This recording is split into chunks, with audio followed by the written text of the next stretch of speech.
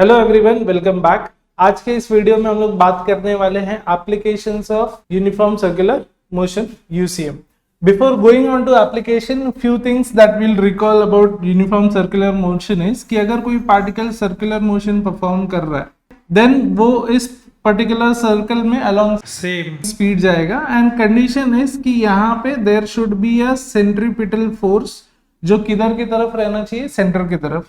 और ये जो सेंट्रीपिटल फोर्स है इसका फॉर्मूला हमने देखा था कि it is M R omega square या M V square by R या फिर एम वी ओमेगा भी ले सकते हैं। So this is the necessary condition जो होना चाहिए फॉर यूनिफॉर्म सर्कुलर मोशन।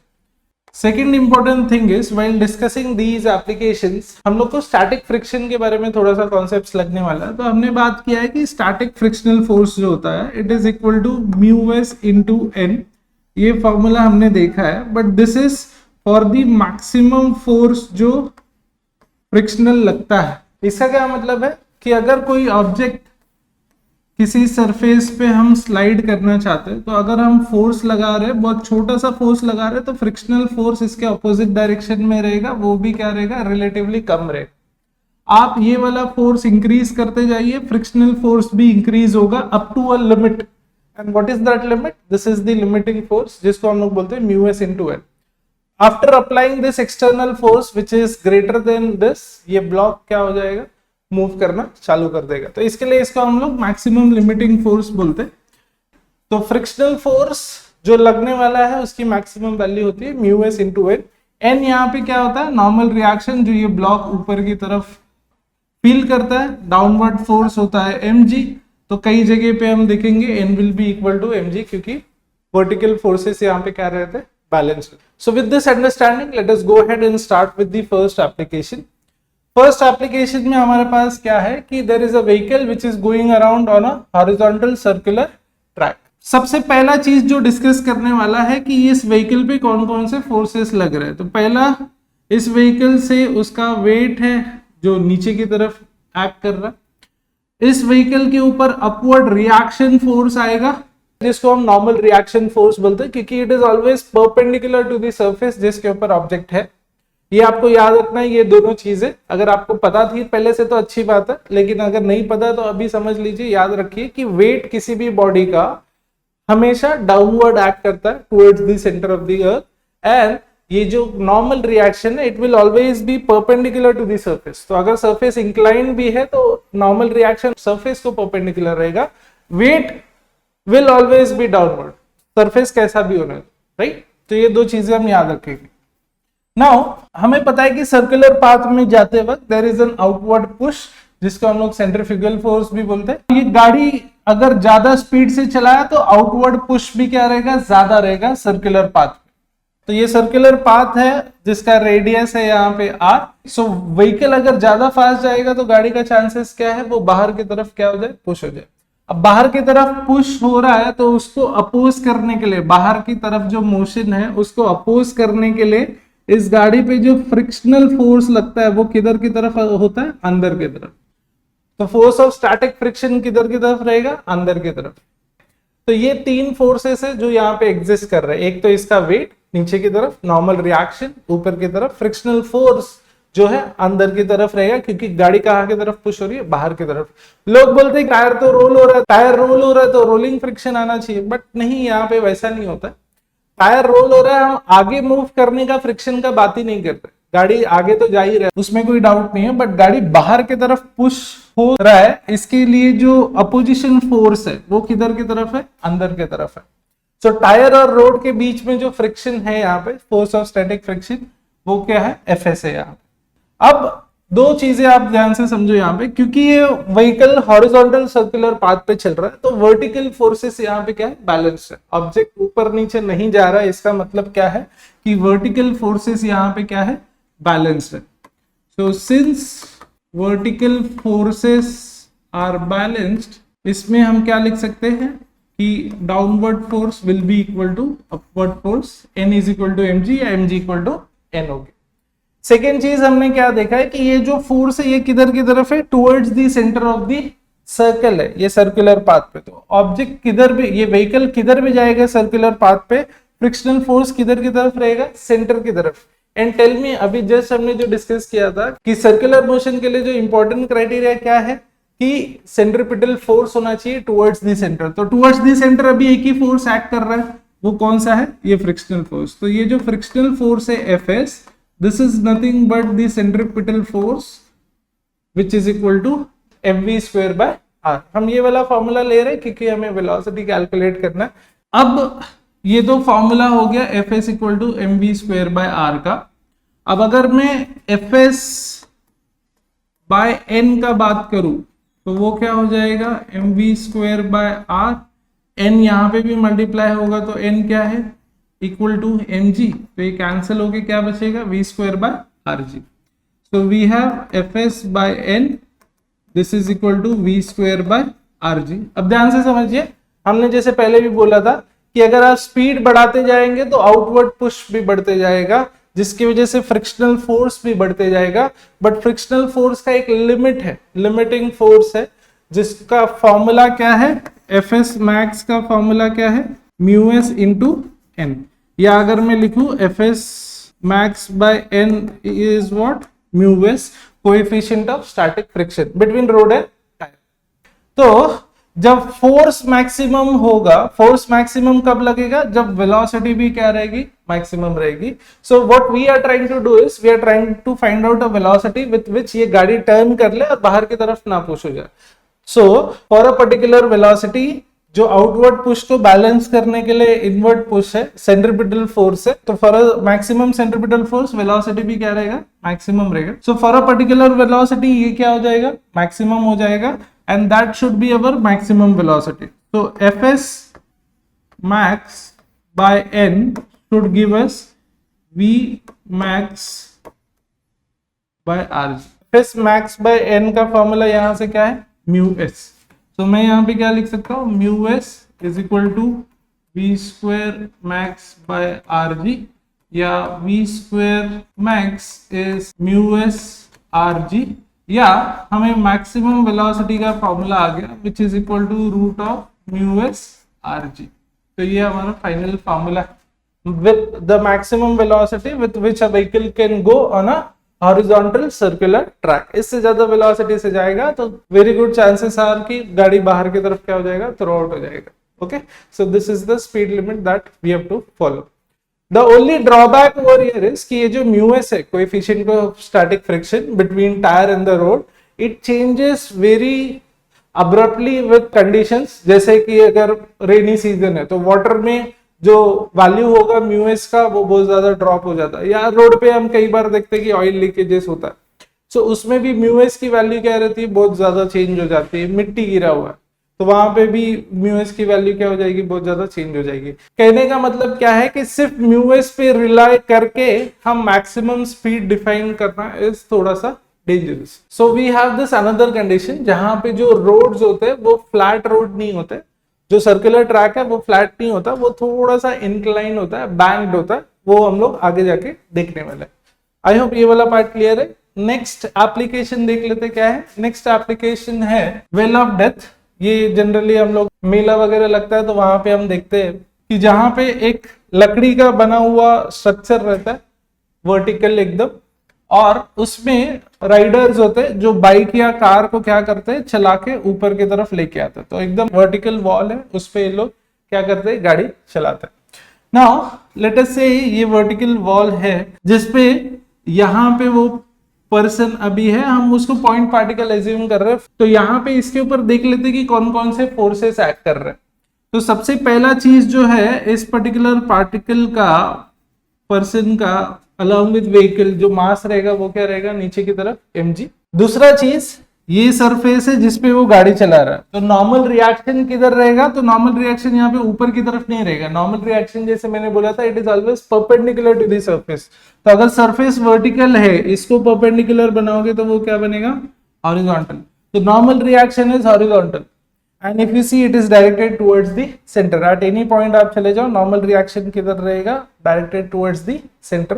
तो आगे हम देखेंगे this becomes the centripetal force in our case. Lastly अब यहाँ पे क्या बच गया, कौन सा फोर्स, तो फ्रिक्शनल फोर्स बच गया। तो फ्रिक्शनल फोर्स कौन से डायरेक्शन में रहेगा, तो ध्यान से समझिए कॉन्सेप्ट क्या है कि व्हीकल यहाँ पे ये पर्टिकुलर हाइट मेंटेन करना चाह रहा है ना, एंड यहाँ पे we are looking for what is the minimum velocity with which वो ड्राइव करना चाहिए। अगर वेलोसिटी कम हुआ तो देयर आर चांसेस कि गाड़ी क्या होएगा, नीचे की तरफ स्किट होएगा। गाड़ी किधर की तरफ आएगा, नीचे की तरफ। सो गाड़ी अगर नीचे की तरफ स्किट होने वाला है तो फ्रिक्शनल फोर्स किधर की तरफ लगेगा, ऊपर की तरफ। आई होप ये वाला पार्ट क्लियर है। मोशन जहां पे भी हो रहा है फ्रिक्शनल फोर्स उसके ऑपोजिट होगा। So we are looking for the minimum velocity with which वो एटलीस्ट ड्राइव करना चाहिए, सेफ वेलोसिटी, अदरवाइज गाड़ी नीचे की तरफ स्किट हो सकती है। तो जैसा हमने बोला, अब लेट अस से ये हॉरिजॉन्टल सर्कुलर पाथ पे कॉन्स्टेंटली चल रहा है विथ सम वेलोसिटी, तो वर्टिकल फोर्सेस जो होंगे वो क्या हो जाएंगे, यहाँ पे बैलेंस्ड हो जाएंगे। तो मैं यहाँ पे क्या लिख सकता हूँ, Fs is equal to mg। Same चीज कि हॉरिजॉन्टल सर्कुलर मोशन में जा रहा है तो वर्टिकल फोर्सेस क्या है, बैलेंस्ड। दूसरा इंपॉर्टेंट चीज, दूसरा रिलेशन कहां से मिलेगा कि ये नॉर्मल रिएक्शन किधर की तरफ पॉइंट कर रहा है, टुवर्ड्स दी सेंटर। तो normal reaction towards the centre point कर रहा है, मतलब ये कौन से फोर्स के बराबर हो गया, उसका सेंट्रीपिटल फोर्स। तो N is equal to mv square by r। I hope यहां तक आप लोग को क्लियर है। ये दो रिलेशन कैसे आया, पहला आ गया Fs is equal to mg, vertical forces balance है, और दूसरा क्या आ गया कि ये नॉर्मल रिएक्शन क्या है, टुवर्ड्स दी सेंटर है, तो ये कौन सा फोर्स हो गया, सेंट्रीपिटल फोर्स हो गया। So N is equal to mv square by r। Now first thing हमने डिस्कस किया था स्टार्ट में कि ये जो फ्रिक्शनल फोर्स होता है, फोर्स ऑफ स्टैटिक फ्रिक्शन, इसकी मैक्सिमम वैल्यू कितनी होती है, तो उसकी मैक्सिमम वैल्यू होती है म्यू एस एन। ठीक है, तो आई कैन सेफली राइट कि एफ एस की value is always less than or equal to mu S into N. I hope ये वाला पार्ट क्लियर है। एफ एस की मैक्सिमम वैल्यू हो सकती है म्यू एस इंटू एन। तो एफ एस का कोई फॉर्मूला है क्या, हमारे पास है, क्या है, एम जी। ठीक है, और n का कोई फॉर्मूला है क्या, तो n का भी फॉर्मूला है, क्या है वो, mv स्क्वायर बाय r। तो यहाँ पे कुछ कैंसिल आउट हो रहा है, तो यहाँ पे देखो m कैंसिल आउट हो जा रहा है, तो हमारे पास क्या बचा, ये r अगर मैं इधर दे दूं तो rg is less than equal to mu S into v square, या फिर v square is less than equal to rg by mu S, या अगर मैं इसको फ्लिप करके लिख दूं तो ये हो जाएगा v square is greater than equal to rg by mu s. v क्या होना चाहिए, so v should be greater than equal to root of rg by mu s. तो वेलोसिटी, ये इक्वेशन हमको क्या बोल रहा है कि द वेलोसिटी विथ विच ये व्हीकल चलाया जा रहा है यहाँ पे, उसकी वैल्यू इस पर्टिकुलर रिलेशन के बराबर या उससे ज्यादा होनी चाहिए। कम होएगा तो इट्स अ प्रॉब्लमेटिक थिंग। तो यहाँ पे मैं सेफली क्या लिख सकता हूं कि जो मिनिमम वेलोसिटी है वो कितनी होनी चाहिए, minimum velocity should be root of rg by mu s. इससे ज्यादा रहेगा तो चलेगा, कोई दिक्कत नहीं, बट इससे कम हो गया तो देयर आर चांसेस कि गाड़ी नीचे की तरफ स्किड होएगा। आई होप ये वाला पार्ट क्लियर है। Still if you have any query let us know in the comments, will try to clarify it. अभी के लिए let us go ahead with the next application. So next application यहाँ पे क्या है, जैसे हमने बोला था कि हॉरिजॉन्टल जो कर्व रोड होते हैं उनमें हम सिर्फ म्यू एस पे रिलाई नहीं कर सकते क्योंकि वो चेंज होता है विद कंडीशन, राइट।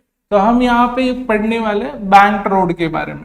तो बैंक रोड में व्हाट वी सी इज कि जो सर्कुलर पाथ होता है उसमें आउटर वाला जो ट्रैक है, ये inner section of the track है, ये outer section of the track है।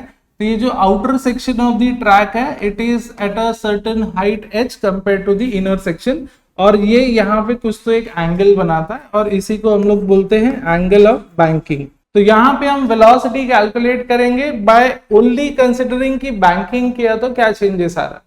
We are not going to consider अभी के लिए फ्रिक्शनल फोर्स जो एग्जिस्ट करेगा। फ्रिक्शनल फोर्स को हम नेक्स्ट पार्ट में, सेकेंड पार्ट में अकाउंट करते हैं इसमें।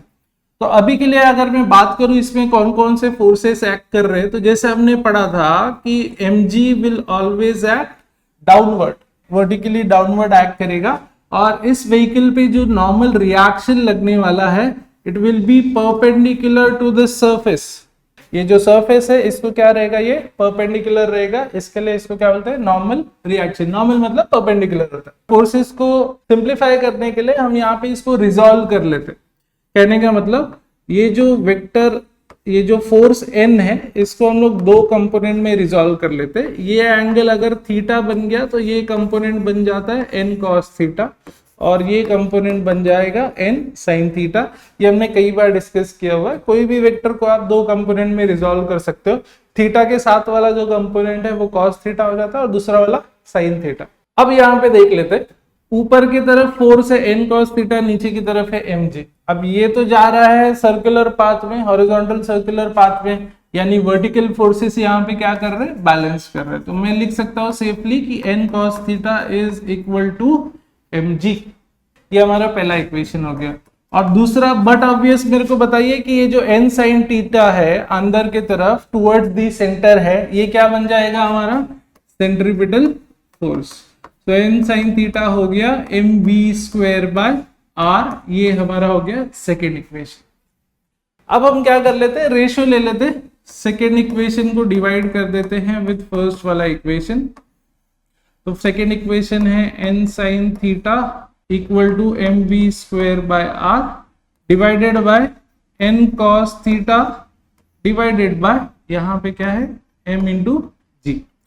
बट ऑब्वियस है यहाँ पे n कैंसिल हो रहा है, यहाँ पे मास कैंसिल हो रहा है। And sign theta upon cos theta कितना मिल रहा है हमको, tan थीटा मिल रहा है। तो tan theta is equal to we square by, ये r नीचे आ जाएगा, rg हो जाएगा। अब यहाँ से दो फॉर्मूला बनेंगे, एक तो आ जाएगा v square is equal to rg tan theta, यानी v क्या हो गया यहाँ पे, root of rg tan theta. इसको हम लोग सेफ स्पीड बोलते हैं क्योंकि this is entirely based on the banking of the road, वो तो नहीं चेंज हो रहा है। दूसरा चीज यहाँ पे क्या है कि मैं थीटा फाइंड आउट कर सकता हूं, तो theta tan inverse v square by rg। तो जैसे हमने यहाँ पे स्टार्टिंग में बोला था एंगल ऑफ बैंकिंग, तो ये एंगल ऑफ बैंकिंग अगर पूछा तो आप डायरेक्टली इस फॉर्मूला से निकाल सकते हैं, tan inverse v square by rg।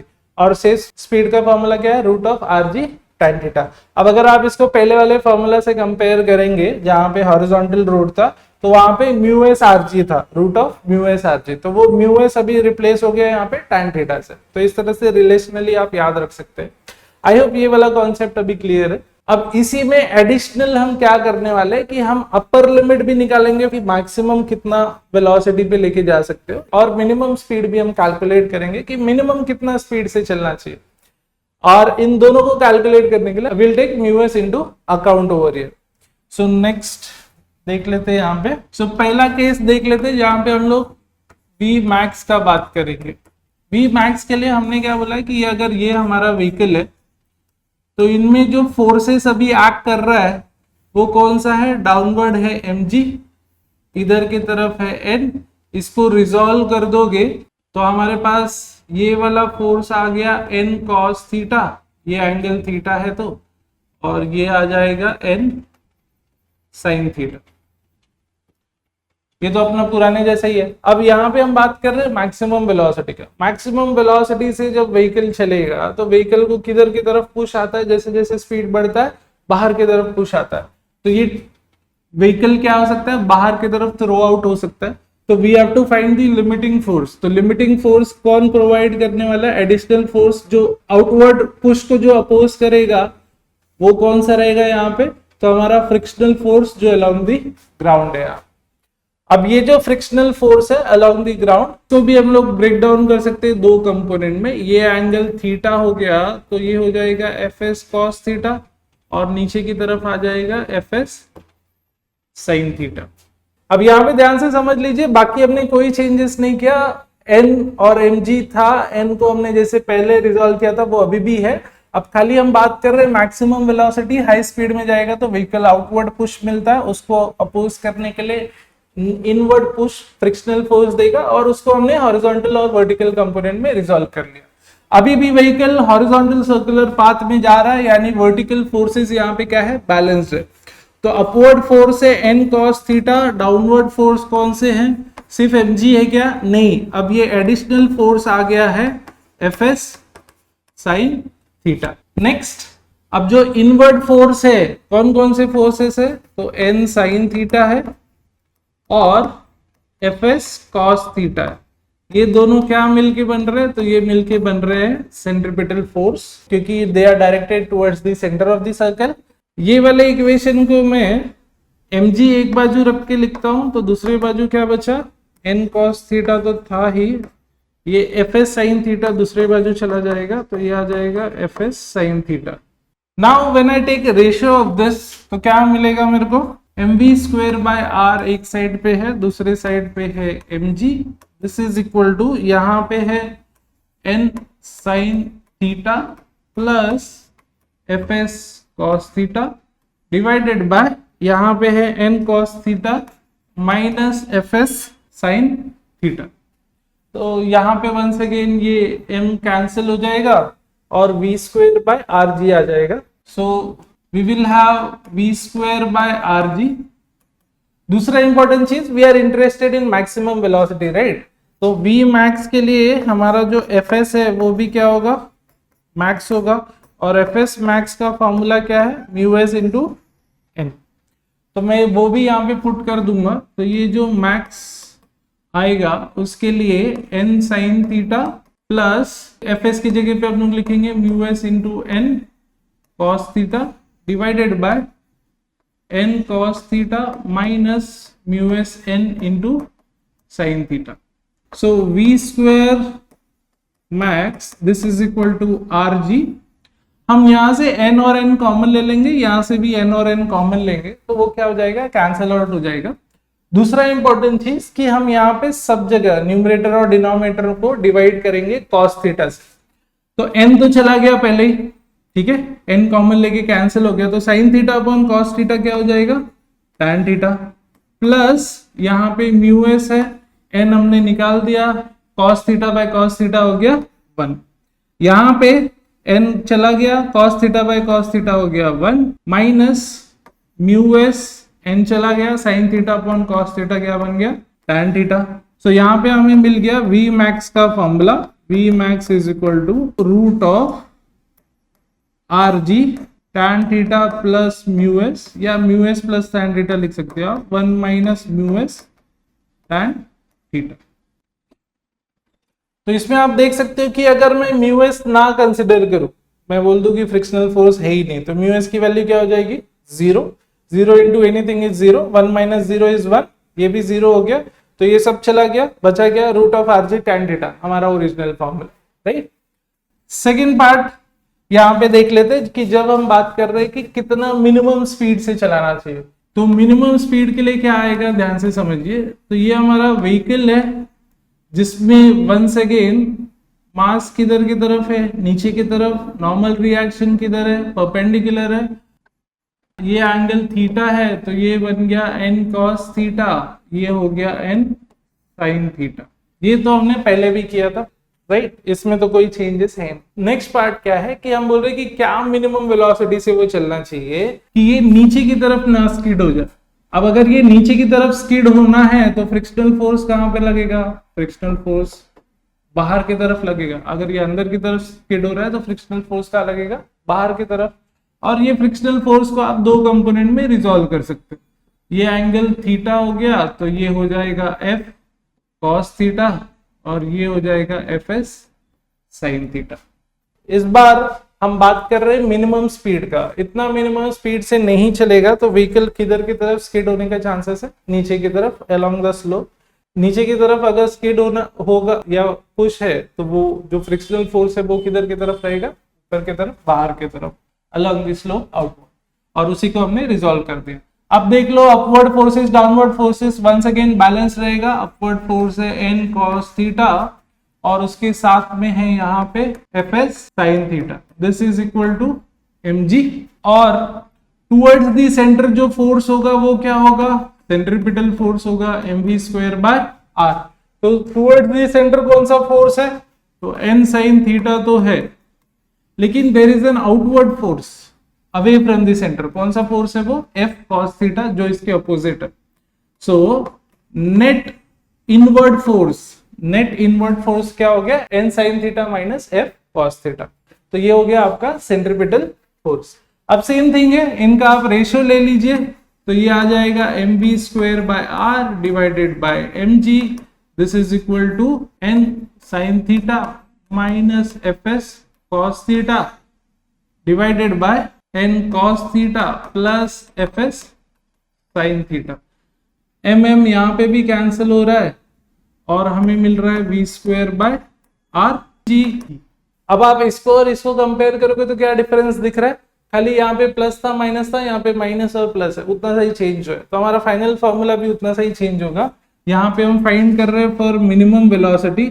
सी जितना वेलोसिटी कम होएगा नीचे की तरफ पुश आएगा उतना फ्रिक्शनल फोर्स क्या होने वाला है? बढ़ने वाला है। फॉर मैक्सिमम फ्रिक्शनल फोर्स आपको मिनिमम वेलोसिटी का कैलकुलेशन आ जाएगा और ये हो जाएगा n sin theta minus fs की जगह पे हम लोग लिख लेंगे mu S into n cos theta divided by n cos theta plus mu s n sin theta, है ना।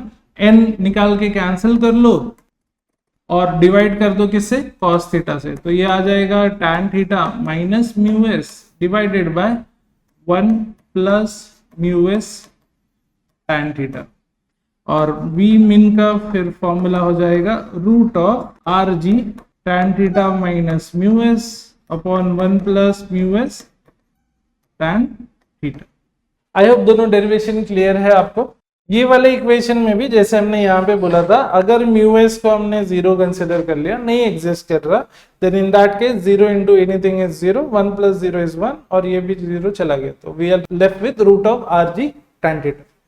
ये वाले फॉर्मूला में एक स्पेशल केस है कि अगर mu s equal to cot theta हो गया, mu s equal to cot theta, तो हमें पता है कि cot theta is 1 upon tan theta और ये क्या हो जाएगा? कैंसिल हो जाएगा and 1 minus 1 will become 0, anything upon 0 will be infinity. कहने का मतलब यहाँ पे स्पेशल केस क्या आ जाता है कि if mu S is equal to cot theta then v max की वैल्यू क्या हो जाती है? इंफिनिटी।